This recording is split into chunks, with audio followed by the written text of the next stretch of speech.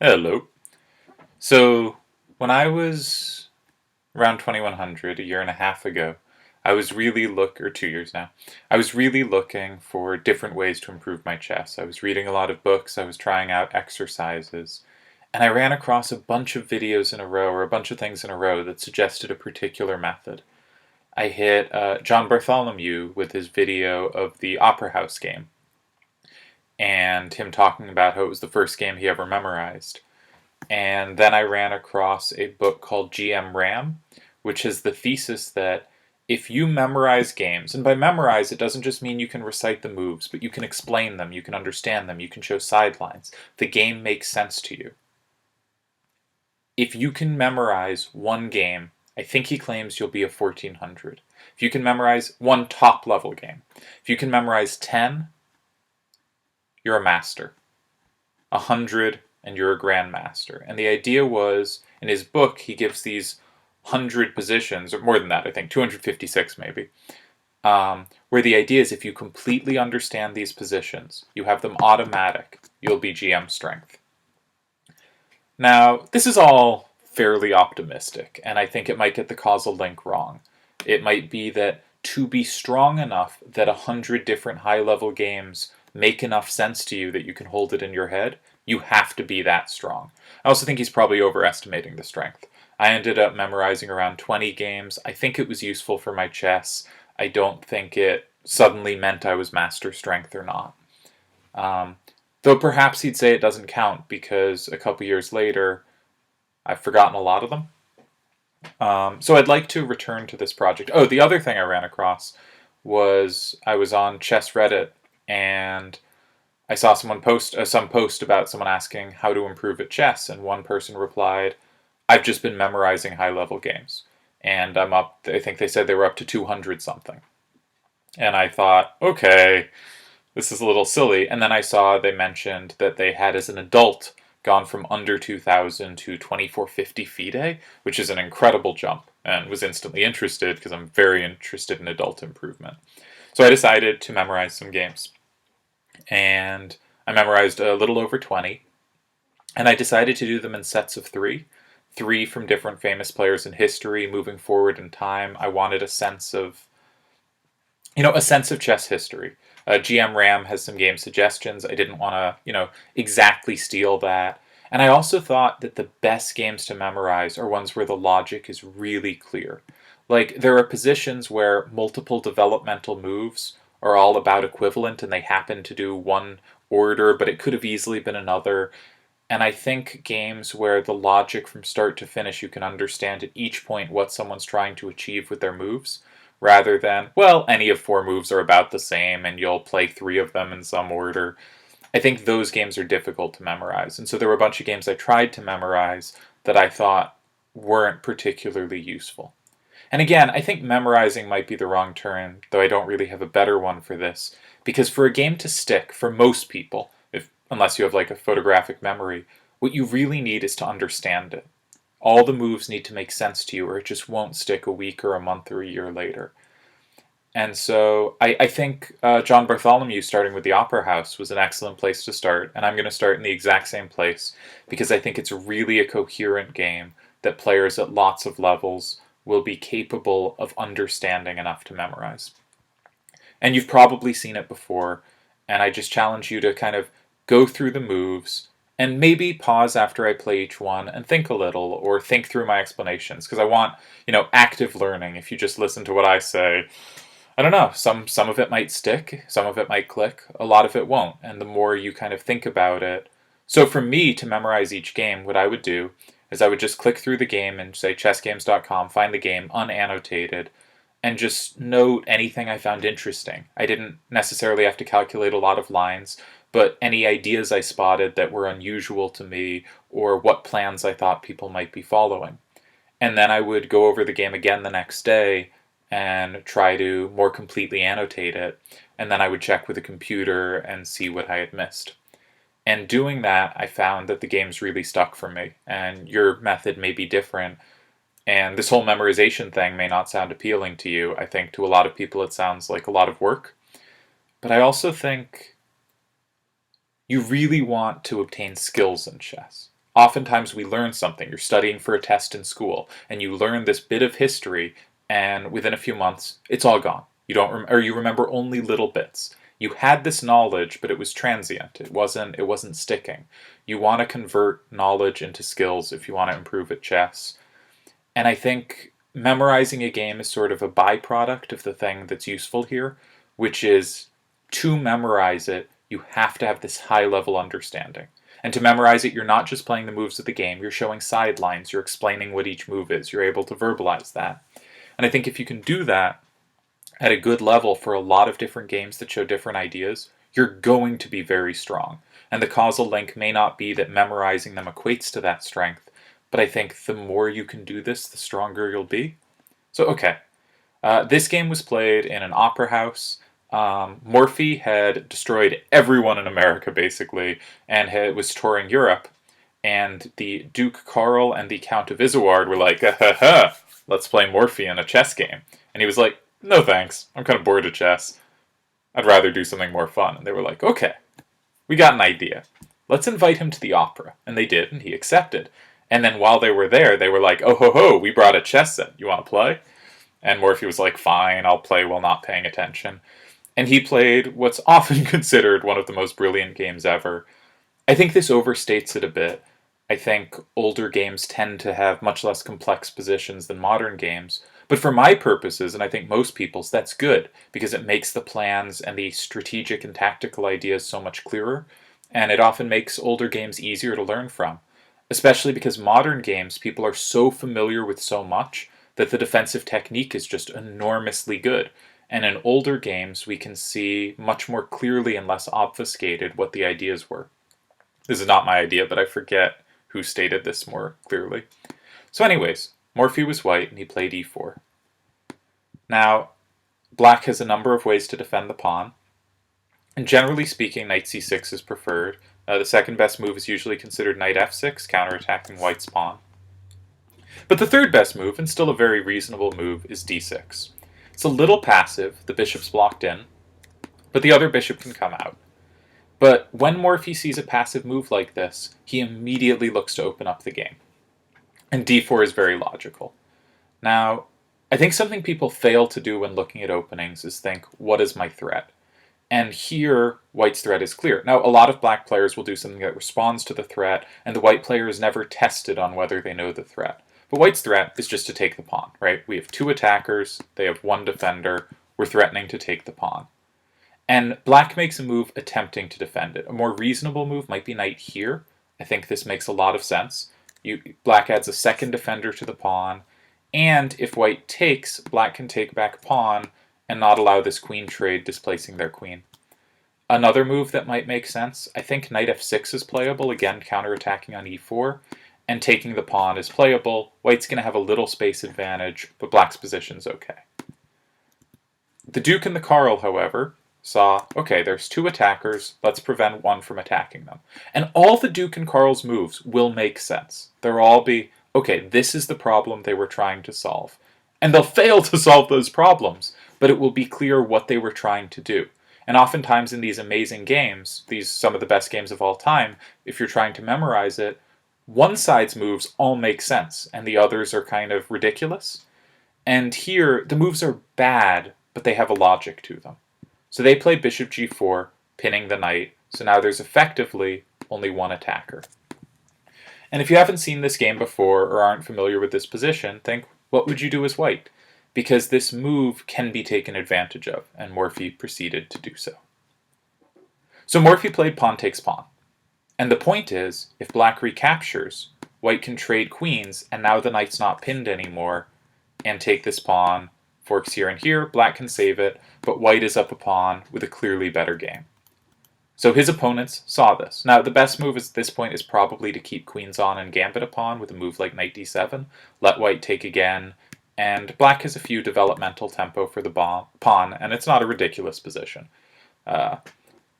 But they decided we got to save the pawn, and the only way to save the pawn is to take on f3, removing this attacker on it, and then take on e5. So they saw a problem, and they tried to solve it. But what happened? Well, black has traded a pretty good bishop for a knight, So that's white now has the two bishops, which is usually considered something of an advantage.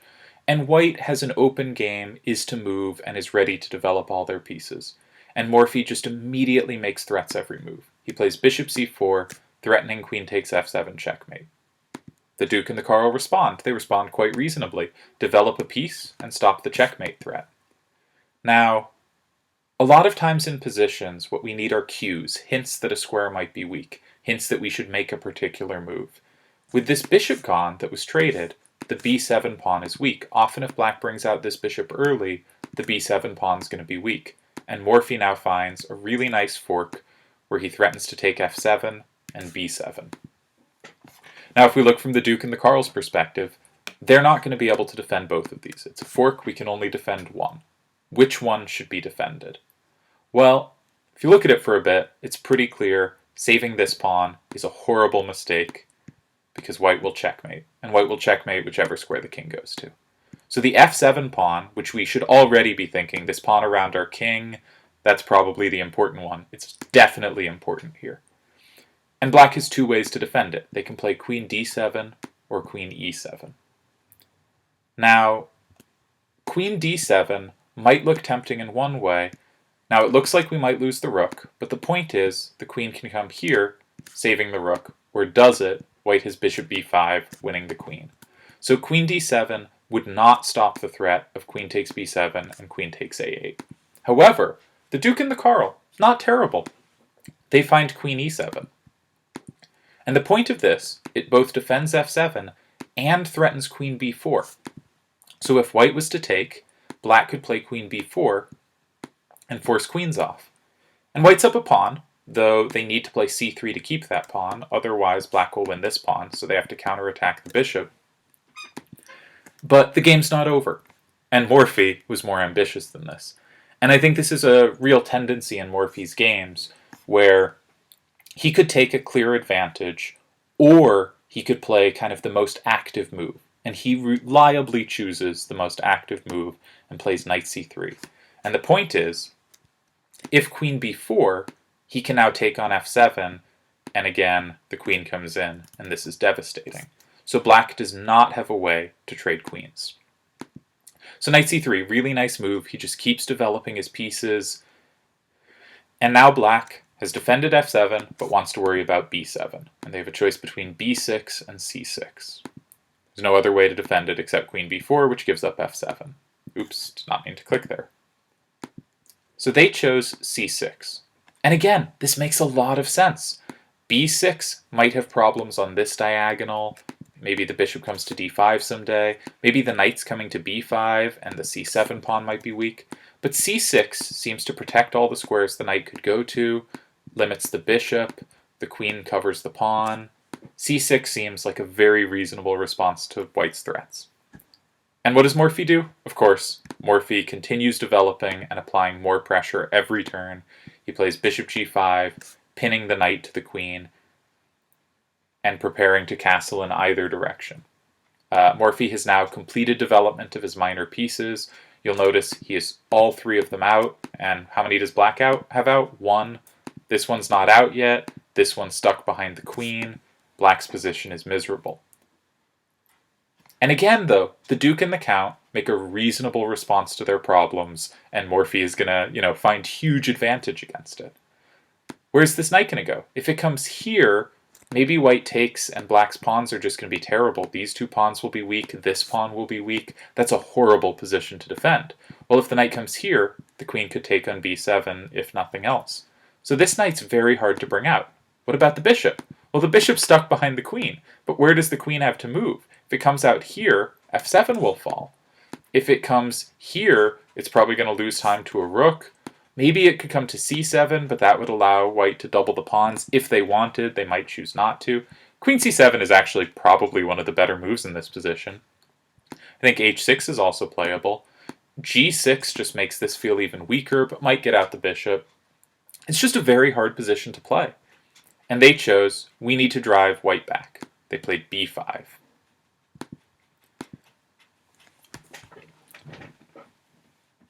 So, Morphy is not one to retreat. But Morphy is also one to play the correct move, and the correct move happens not to be a retreat here. But Morphy sees this king still in the center. There was a recent tournament where Carlsen created some maxim, something like, if I'm 3 moves away from castling, I'm in trouble. If I'm 2 moves away from castling, it could go either way. And if I'm 1 move away from castling, my position's probably alright. Now this king here is 2 moves away from castling queenside, only the knight needs to get out of the way, but after this expansion, that king's not going to be safe on the queenside. And to castle kingside, they need to move the queen, then the bishop, and then castle kingside, and even then the kingside might not be safe, because these doubled pawns will create a huge weakness. So at best, black is 3 moves from castling. Black's king is terrible in the center. And white, oops, I lost the position. Well, my mistake. Luckily, we can see the moves again, though I will go through them one more time at the end. White makes a threat on f7. White makes the threat on f7 and b7. White stops queen b4 check. White pins the knight. Black lashes out. So white sees black's king is in the center and decides it's time to open up the game and sacks the knight to get this check. And the king's in a lot of trouble. These 2 bishops are really controlling a lot of critical squares around it. And it's so far away from castling with this bishop stuck in.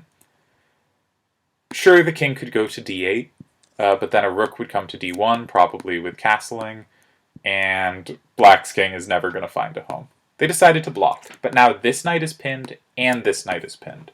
So Morphy, who has these wonderful bishops, he got the 2 bishops very early, continues just improving the position, making natural moves that help. Now the rook is joined in. And I think this is one of the more interesting positions of the game. White was just threatening to take. If black takes back knight, they lose their queen. And if black takes back queen, they obviously lose their queen, and they cannot take back king because the bishop is on it. So black adds another defender. And we reach an interesting position, because all of Morphy's pieces seem really well placed. The bishops are wonderful. Maybe the queen could be improved a little, but the queen's pretty good too. It's got a lot of access to the board, and it's not obvious where you'd put it if you could drop it, anywhere you wanted. This rook's really good. The question is what to do with our worst piece. And I think really often when you just can't find a move in a position, the question should be, how do I improve my worst piece? So perhaps rook here makes sense to you. The rook centralizes, but the rook's not really attacking anything of importance, and black might be given a little time to free themselves. A more tempting move, and I think a winning move, is rook d3, or probably d3 or d2, with the idea of bringing the other rook over and helping attack this targeted piece. Can I make a red circle? No, we'll make a blue circle. There we go. I think this is a very good move. Morphy, however, finds the most forceful move and just takes it. Now how can black take back? They can't take back king, that's illegal. Taking back queen loses the queen. Taking back knight also loses the queen. They take back rook, but the rook can't really get out of the pin, and Morphy brings the last piece into the attack. And again, the count and the duke are going to make a very reasonable response to their position. This rook can't move. If the king moves, just rook takes d7, knight takes back, loses the queen takes back, obviously loses the queen. The problem is the queen's in a pin, so they look, okay, how can we get the queen out of the pin? Well, we could go over here, but then there's the sort of amazing sequence. Bishop takes knight. Now, if we take back the bishop, they can just take our rook. Queen takes queen, bishop takes d7, checkmate. So the queen can't come out that way. So they think, okay, we can't bring the queen out this way. It has to stay defending the rook. What about here? Now our bishop can come out. We're offering a queen trade, which would be lovely. We got out of this pin. Surely all our problems are solved. Of course, their problems were not solved, because Morphy had a brilliant conclusion to the game, and if you've never seen it before, or even if you have but don't quite remember it, pause, think a bit about what you'd do. So Morphy finds a really nice queen sack to end the game. He starts with bishop takes d7. Now queen takes d7 just loses the queen. If the king moves, you just lost enormous material, and the queen's coming in. So of course, knight takes d7. That's the reason we got our queen out of the pin, as black. And Morphy finds the finish. Again, you can pause and think about it. Queen b8. Knight takes b8 is forced. There are no other legal moves. Rook d8, checkmate. And there's this really real beauty to these being the only two remaining pieces white has. All their pieces were part of the attack. We can see from the start. We first traded our knight for the bishop, but then the bishop came in, we used the knight to stop a check, and the knight was later sacrificed. Every piece that wasn't part of the final checkmating sequence was traded for a key defender or sacrificed. And there's a really nice elegance to that in the game. Another thing you'll notice is Morphy just made the two central pawn moves, and other than that, and this one capture taking advantage of Black's inaccurate move with bishop g4, the rest of the game didn't touch the pawns. It was all about pieces. Another nice thing I think he did really well was when he saw the opponent's king was in the center, he just blasted open the game to punish it. The concluding tactic was really nice. I love rook takes d7, realizing the key is I just want to bring as much firepower as I can to the pinned piece, and if I can trade this rook to bring the other rook over, I will crash through.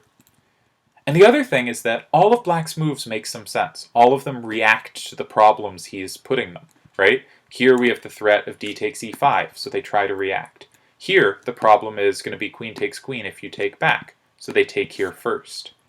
Here, there's the threat on f7, so they develop a piece defending it. Here, f7 and b7 are attacked, so they figure, okay, f7 is clearly the more important of those two squares. Therefore, I'm going to defend f7, and they find a clever way to do it in queen e7. And Morphy just handles these responses so easily and elegantly that I think this is a really clear game to try to memorize. Each of the moves kind of logically responds to and leads into the next. And all of Morphy's play is very emulatable. The idea of this kind of central development, or this kind of classical development, where just the two central pawns are used. Now, sometimes you're going to need other pawns. If you look at high-level games nowadays, other pawns are used. But here we see just the two center pawns. He never has a need to touch others, and thus he never wastes moves moving them. The reasons those moves are made are for very specific reasons, but they lose time. And in this game, he never spent a turn there. He never lost time. He brought out his pieces to their most active squares, and he blew open the black king. So I think this is a great game to try to memorize, see if in a week, can you replicate it? Can you show all the little sidelines I showed? I'm sure there are others you can find if you think, what's another way black could have responded to the threats white's showing them, pushing on them, and what would white do in those instances? There's a fair amount to explore here, and I think the game, just from start to finish, all of Morphy's moves are logical, forceful, they accomplish goals, they bring the pieces further forward. This attacking of the pinned piece, really the theme of the game, is these pinned knights that Morphy just piles pressure onto and finally explodes through. So I hope you enjoyed that. There's a good chance you've seen it before, but I'm going to do other videos in this series of games I think are interesting to memorize and plausible to memorize and show really useful concepts. And in GM Ram, he claims, if you can memorize one game at this level, you're 1400 strength. I think that overshoots it, but I think it does take real strength in chess to be able to explain this game from start to finish, to just understand it inside and out. And I think if you do understand it inside and out, it will not be a hard game for you to memorize, no matter what your strength level is. And I think it's a worthy project. And so if you're looking for a way to improve, consider, memorize this game. See if you've got it down. See if you understand it, can verbalize it, can show the sidelines. Yeah. So that was Morphy versus Duke Karl and Count of Isouard from sometime in the 1850s, I think. Hope you enjoyed.